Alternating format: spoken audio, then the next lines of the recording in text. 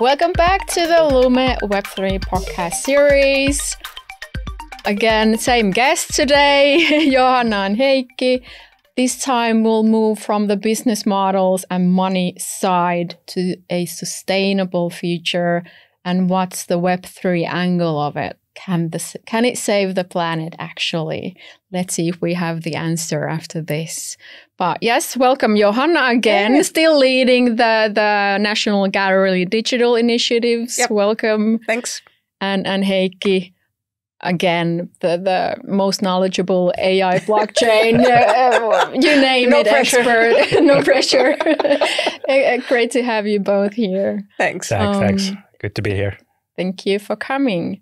So ESG, sustainability, huge topic. Yeah. Oh my. What do you think, Heikki, is the biggest sustainability myth around Web3 currently? Can we bust it? I think we can perhaps try to bust it. I think it's in all fairness, if we look at when the cryptocurrencies got started, and then of course it was very much dominated by the first cryptocurrency, Bitcoin, and of course there's now just I don't want to go too technical, but there's a different technologies used in kind of maintaining or keeping them up and running. And Bitcoin uses the proof of work technology, which is demands a high amount of energy. The good news is that a lot of the Bitcoin development is actually now done with renewable energy. But if we look at this kind of other word, Bitcoin is kind of a different animal because it's mostly like a store of value. It's a digital code, but it doesn't really participate in these, like what we discussed earlier, in this all these creative, all these type of elements. Doesn't really play a role there. So when we look at the blockchains, the underlying technology that is used to power these NFTs or these communities, DAOs. They very much migrated into technology that is very energy efficient. It's like 99.9 less than Bitcoin and maybe even more. So from that perspective, the kind of energy consumption is not an issue in Web3 anymore. Yeah, that's really good news. And I've heard a comparison of global air conditioning and the use of that energy compared to all Web3 energy use. The Web3 is still a fraction of that. So framing it actually shows that perspective is a wonderful thing. Exactly. Well, Johanna, I'm sure a National Gallery has their own ESG policies, and that's a topic on your table as well. What's your experience of that related to now? You've done those Web3 projects. Sure. Well, first of all, when we look at sustainability and especially CO2 emissions, we've done like a full scan of what we do. And honestly, the buildings that we upkeep are the biggest emitters, and the energy we use just buying electricity. So we switched from into green energy, and that took out 1 million CO2 equivalent a year from our burden, which is good. And of course, we're striving to be as close to zero emissions as we can. But when we looked at what we do on the digital spheres. There's data center, we have computers, and it turns out that the actual equipment is the biggest problem. That's like 89% of our digital, not digital emissions, but emissions that have something to do with technology, with IT. And it's the problem of reusing and recycling our mobile phones, our computers, our servers, whatever it is. We should use them longer and try to maintain them as well as we can. So that's like 89% of all of our IT related emissions. So again, a lot of the sustainability issues are probably more on the social responsibility side of the ESG. So you are saying that when those possibly galleries and museums in the audience. Emerging technologies and Web3, they shouldn't avoid it just because of the sustainability concern? Not the electricity or the blockchain. I mean, from that perspective, I think it's a non-issue already. Yeah. It's the same as, you know, I don't know, anything that we wear has used energy, and do we think about that? So I think it's a non-issue nowadays. And actually, then can we turn it around? Will these new emerging technologies and Web3 actually decrease all the emissions because of, let's say, virtual museums, less traveling? Yeah, I think you're hitting something of future possibility for sure. If you consider probably one of our biggest emissions are the wonderful people who love art who come to our galleries, to the physical galleries, because they travel by some means, and those are emission points. But if we were able to send artworks in digital formats to wherever you are, to your mobile phone, to your laptop, and create art-based emotions and sort of pockets of wonderful time wherever you are, then we would take at least a part of that emission away. I don't want people to stop going to museums. I want more people to be able to enjoy the art without perhaps, you know, flying in from Rovaniemi or driving their car from Tampere or whatever it is. So I want to have more people enjoy art without the emissions.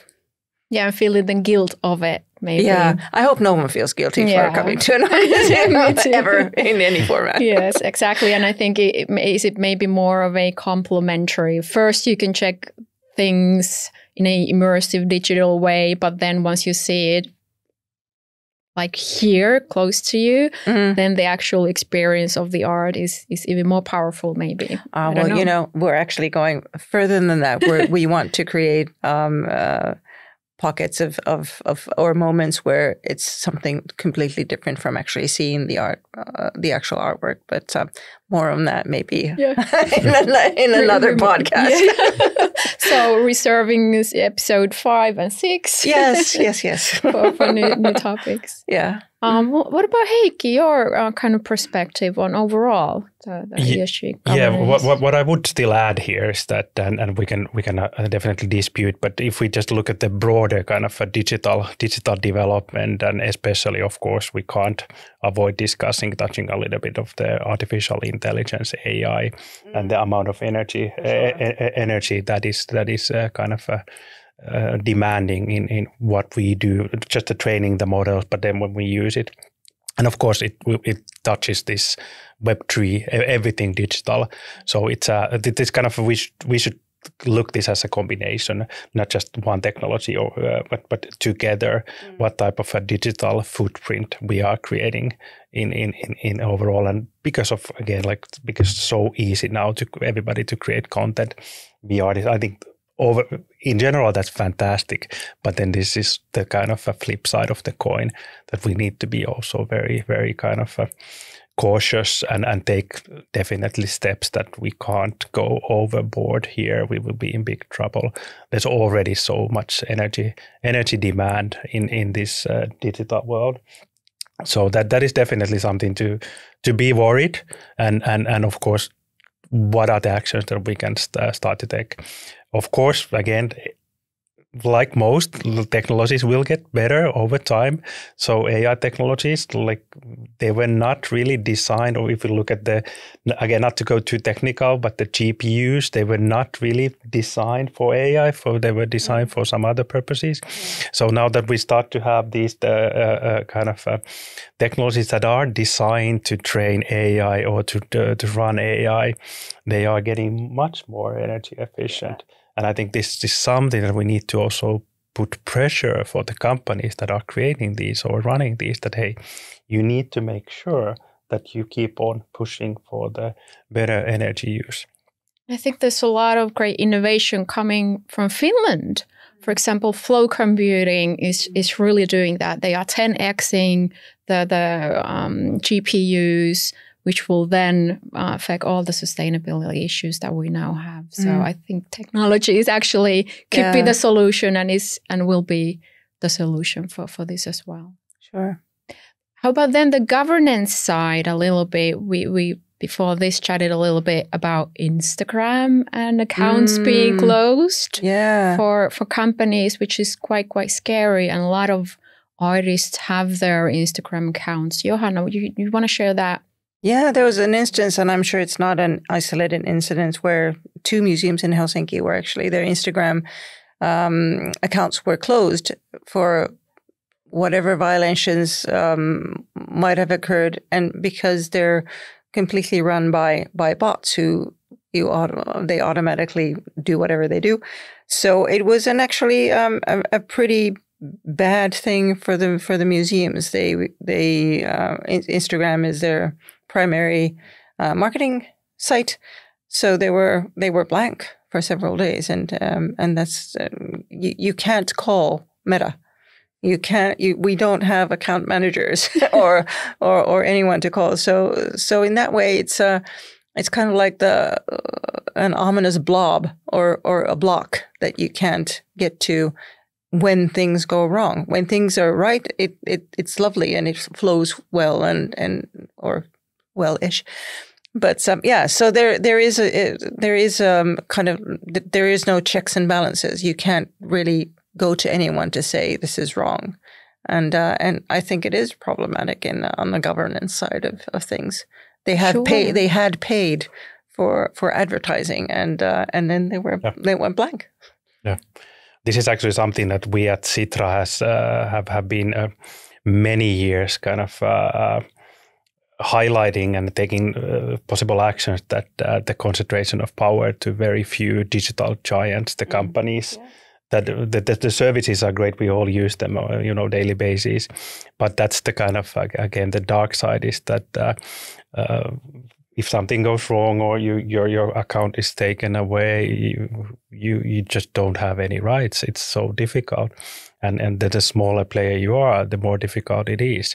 So this is something that definitely we look at like the Web3 and the possibilities it allows is that this to provide more transparent ways or to kind of have better ownership, not just perhaps your collectibles, but also like the very interesting development is the social media landscape, like the Lens protocol, of course, Stani Kuleshov, a Finnish person who is building that together with his team, trying to make this a fair social media technology platforms where you actually have the full control to your account or to your algorithm. Or if you want to leave one service, you can migrate, take everything, everything with you. Take your stuff. and use it there, which we can't do. From Instagram, you can't take it to X. Like that, it's not possible.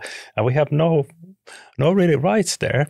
We have some regulation, of course, but of course, as an individual level, they don't really help us that much. So again, we should really embrace these new, more fair, transparent technologies.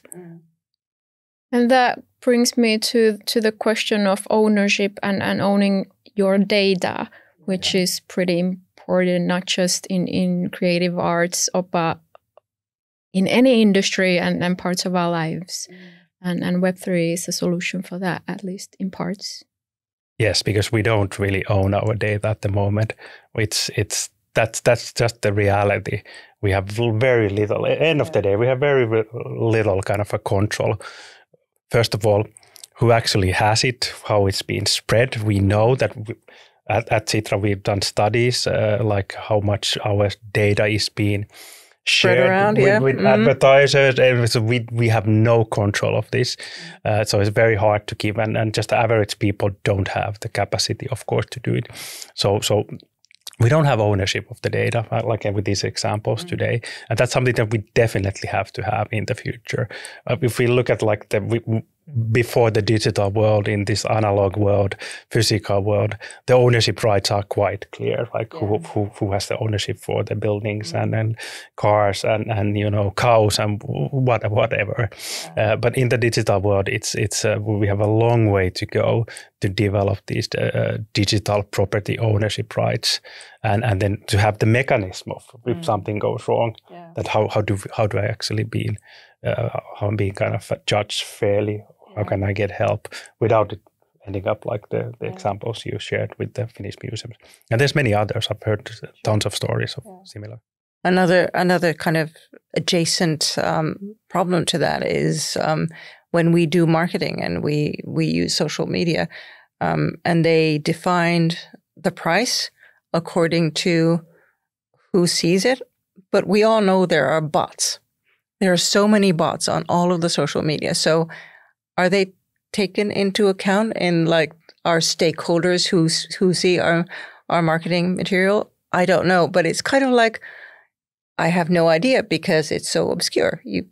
They obviously don't share the data that they use, but we all know that there are so many fake accounts. So how does that work? That's so true, and bots are becoming a huge issue in the digital world. And I believe that actually AI will escalate that, but then Web3 and blockchain is actually again the solution, if you will, because then that's the proof of, let's say, humanship. Is that a word? But that is an actual person posting or liking, right? And that's can be verified on blockchain. So I think that's I had a very Space Odyssey 2001 vision in my mind just there with the good bots and the bad bots fighting each other out. Like, exactly. I am not fake. Yes, you are. Fighting it out.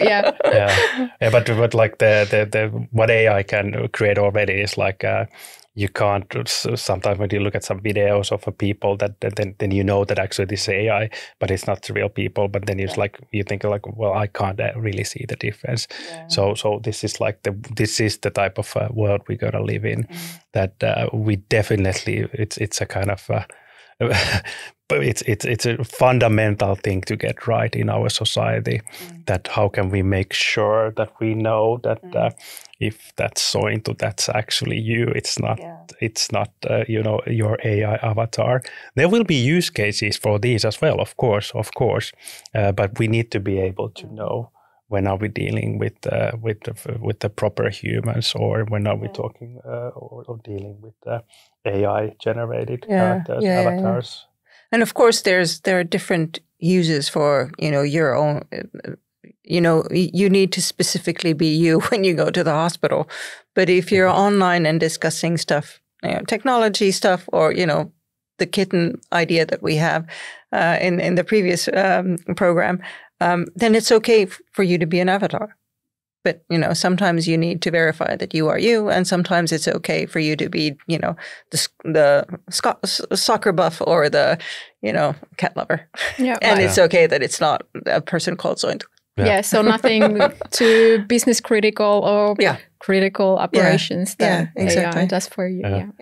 But I think we could also, like, if we look at the governance side, I think we could also think like, are there ways that we can make the governance of different organizations? I'm talking maybe yours, many like large organizations. That how could we be more transparent and maybe allow more people to join in decision making and just know what's happening. And of course, we are kind of two public organizations. So of course, especially it would be important that there's a good transparency on the decision making, everything related, and the ways also to people to perhaps join more of those decision making and influence the direction. So the kind of a broader discussion and ideation of the kind of what's the future of governance, how does it look like, and goes all the way to all the way to a parliament, and to how do we elect our representatives there, and better transparency of what they are doing, and again being perhaps able to influence more of the decisions that they make. I think there's so many opportunities there as well. Oh, now we are touching a political subject, which I was hoping that we don't touch. Well, we can leave it there. I won't go in. We can go there because I think that's important, like for our citizenship rights, for voting and making sure that things are done in a right way and with good governance. I think that's important. So Sitra has been researching this quite a lot. What would be the main findings you think that would then not doom and gloom it, but how can we make it better? And is Web3 a solution? I think the Web3 technologies is part of the, solution or the kind of the trend, the, future trend where we are going. First of all, I think it starts there that where we have issues that people are less eager to participate in different type of elections, whether it's local levels or many levels. And then we have, of course, we know that out of our demographics, there's certain groups that are even less underrepresented. Underrepresented. It's a polarization, who actually votes, who participates. So we see this polarization there, which is not good. It's not good at all. So, of course, we need to find different type of tools. Technology per se is not the answer, but if it can help to kind of create ways for people to participate. For example, Sitra has been piloting Polis platform. It's not a blockchain based, but it's this kind of a tool where people can share their viewpoints on different topics and actually see how they then compare in different topics. And what's fascinating that we've been running a lot of these Polis experiments internally, but also externally, is that we actually agree more than we perhaps think. Interesting. Yeah. It's like, because maybe like that again goes back to the kind of, because we are in this social media era where the platforms are they feed that the kind of different opinions and they try to kind of promote the kind of a conflict because that triggers more emotions and people are more active. But if we look, like, we actually agree most things more than we perhaps think. So I think this is some of the things that we should be definitely developing. That's interesting. Maybe going back to the AI element then, like there's a lot of AI generated art coming out, like really hugely successful AI artists that I see. But is that art sustainable? And Johanna. Well, a lot of artists, I'm sure, use AI products to come up with their artworks, but I think it's still the artist who is the creator. For most part, I should say. Sustainable, I'm sure large language models are much more sort of inefficient or use up more electricity than or I don't know, do they? Actually, I don't know. Are LLMs different to visual AI creating? Well, I guess there's a difference when you train the models, and that's of course at the moment takes a lot of energy to train. That's the biggest, And then it's like when you actually use you use the ChatGPT yourself, and of course there's always like similar like we do, like we search the internet. There's always an energy consumption element, or we watch a podcast. So there's a different. I think the training has now, for time being, kind of dominated because there's so much been effort put to train the models. Yeah. But it's getting more efficient and has to do that. Yeah. And then of course I think watch out for the consumption part, because that's just getting kind of started. Yeah. For the most part, I should imagine that anything that an individual does is not the biggest issue. It's the companies who are creating the product itself and how that uses energy or creates emissions is more the problem. So hopefully not the artist. I think that's a good point, valid point to point out. Yeah. What I would like to add is, like, because end of the day, we're gonna have some emissions always, and we can't get rid of them. No. But there's a way that how can we? Because we have in Europe like the carbon credit system, and I think we should globally also develop these mechanisms. And I think Web3 actually can be quite interesting tool there, because again goes back to the kind of the power of blockchain, that it can be verified and this trustworthy. And one of the issues in this kind of a carbon credit offsetting is the business, because it's something that the corporations should buy these credits, is that you can't trust the credits. That if it's an Excel credit, there's unfortunately many like a frauds that the same, perhaps you are buying the kind of offsetting like the forest in some part of the world, and actually the same kind of a forest has been sold for 5 companies. Right. And that's, of course, doesn't work. Yeah. So there's some interesting Web3 experiments like KlimaDAO, for example, that is trying to kind of create this blockchain-based solution for these carbon credits and try to be, because again, it goes back to the power of this technology being you have to trustworthy, you can verify. It's non-fungible. It's exactly non-fungible, which means that you can't change it, or if it's right, it can be seen, and it's transparent. So I think this is some of the important development where Web3 could really lead. It's not really been the kind of focal point of the industry, and I think there should be more efforts around this. Because there's so much potential in this like carbon credits. For sure, yeah, you're here. Yeah. So then, going maybe back to the AI part of it, there's a lot of negativity now that we are discussing as well. Is there any positive upside? Like, where does AI come in, and especially for the creative industries? What's your take on it? That's a hard question. Well, I think again it goes like that. It opens up so many new ways, avenues to be creative.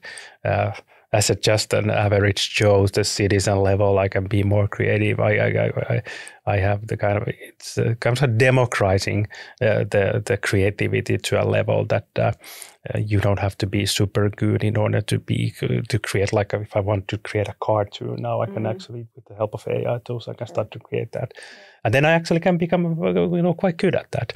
And then of course, if you are more professional, if you're an artist, you can really like deepen your experience and find new ways. So in general, I think it's positive, because more and more people can start to be creative, express themselves, find new ways to express, not just like art, but also be musical or some other forms.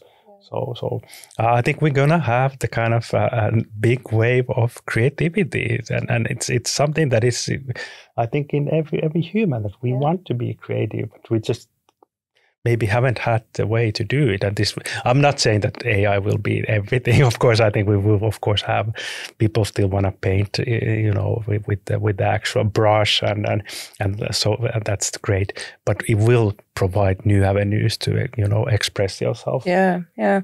Something that will be interesting in the art, and specifically art history part of the world is there are so many CC0 licensed artworks and related metadata that you can now research. So if you use an AI to go through, find out, interesting similarities or disparages or who did what at the same time in the world, you can now actually download a ton, and I mean millions and millions of images and data related to that, and start going through art history again and figuring out what it means. And you might think that it might be irrelevant. It might be a historian's perspective into things. But of course, artists also always look at former artists. What have they done? Copying is absolutely okay in the art world, where they're, as long as you say that it's a copy. So you learn from the past generations of artists. So now you can also use AI to find similarities or things that are interesting in the history. So I think museums and artists are probably going to use AI for something. It's a tool. It's very useful. It's not going to be the groundbreaking facet that makes great art, but it is very useful. You mentioned the magic word copy, and that takes me to crime and art frauds, which is a huge problem, I think, in the industry. Where does Web3 AI come into that picture, or is it still too early? Well, I mean, there's always sort of copies or fraud in the art world are a lot in the physical space.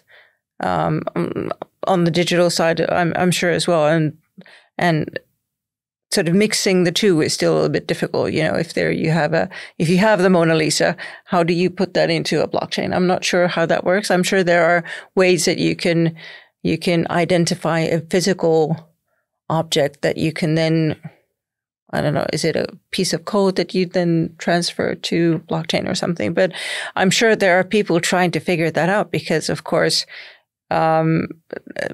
old masters are a finite number of old masters. And if you can specifically clarify that this is an authentic one, then that it can be worth a lot of money. And then if that can be then used on like verified on blockchain, that would be an app I'm sure that a lot of galleries would be interested in. But I'm not sure if that's a use case yet. So that's a suggestion.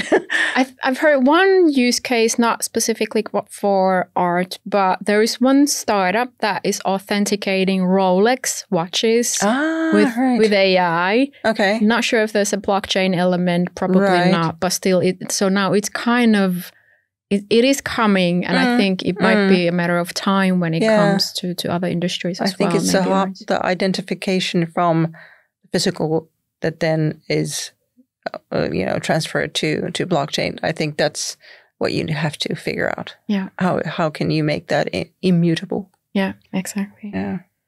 Okay, a lot of doom and gloom. I'm feeling a bit depressed here.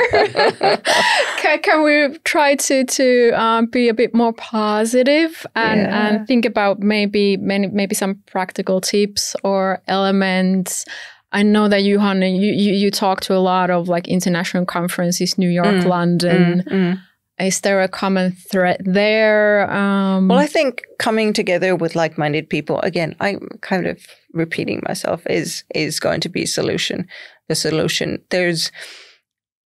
If museums do things on like digital products and services, as many of us are doing, we should be talking to each other about how do we market, how do we verify, who profits. We're physically, far away from each other, but we have a lot of similarities. So I think that's something that I'll be looking forward to. I'm discussing with some museums in New York in May to figure out what we do together and how we might be able to work together a little bit more. And I think, doing stuff together, community again, is going to be one of the key issues of doing all the good stuff in the future.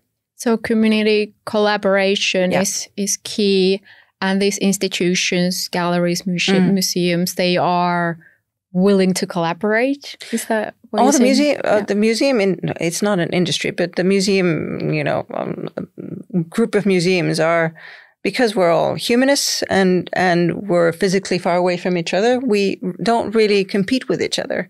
We're not competitors. So sharing information about something that works it makes sense. We want other museums to do well as well. And we're all under a lot of stress for budget costs because of the way the world is right now. So if anyone has a golden nugget of how to make things work, why wouldn't I want a museum in, Berlin or London or New York or Cartagena to use the same if it's to their advantage? Yeah. So for us, it's not a sum zero game at all. That's good to hear. To hear. Tough subject, sustainability overall. Heikki, Johanna, anything that we didn't discuss yet related to that? Well, I think it's like, again, there's definitely, doom and gloom, but there's also a lot of positive. And of course, it always starts with us, individuals, and, what are the actions and what we do, and just, moderation, consumption in moderation is typically a good thing. And I've used this kind of analog to kind of how we have evolved as in terms of what we eat or how we kind of do exercise is something that in just like couple of last tens of years or decades, people have gotten a lot smarter about the diet, for example, what you should eat, what not, and same with the exercise and sleep. And it's of course because if we go back to the history, like the habits were terrible. Like if people were just drinking and eating whatever, and we've come a long way. The digital world has been with us, 20, 30 years? Yeah. Very short time. So we have to learn these type of skills. How do we live in this digital world that we are the master, not the slave? And there's a lot of, it's the entire palette of ESG that we need to master there, that we don't fall into the bad habits. It will take a little bit of time, of course, because people will need to kind of learn to navigate this. But I think it's starting to happen, and we want to control that. We don't just want to be in the digital world because it's not good for us in many ways. It's not good for the environment, but it takes time. It's something that also we need to be educating. We need to keep this topic in discussion. We need to find especially younger people, and so make sure that we educate. We try to build these good habits and just like little things, and when we do a lot of little things, it will become a lot bigger effect. Yeah, I'm all for that. Yeah, start with yourself and collaborate with others, and it'll all be good. It'll all be good. Thank you for the positive final note. So for the creatives, you don't need to be scared of the industry and technology for the sustainability's sake. So I think that's the good message to take out from this, I guess. Good. Excellent. Absolutely. Well, thank you both, Heikki, Johanna. Always a pleasure. Hope you got some new insights, use cases, and are not afraid to use Web3 after this. Thank you for listening and watching, and we're off to the third episode, which will be more about people and community and inclusiveness, which is also a sustainability factor as well. So tune in.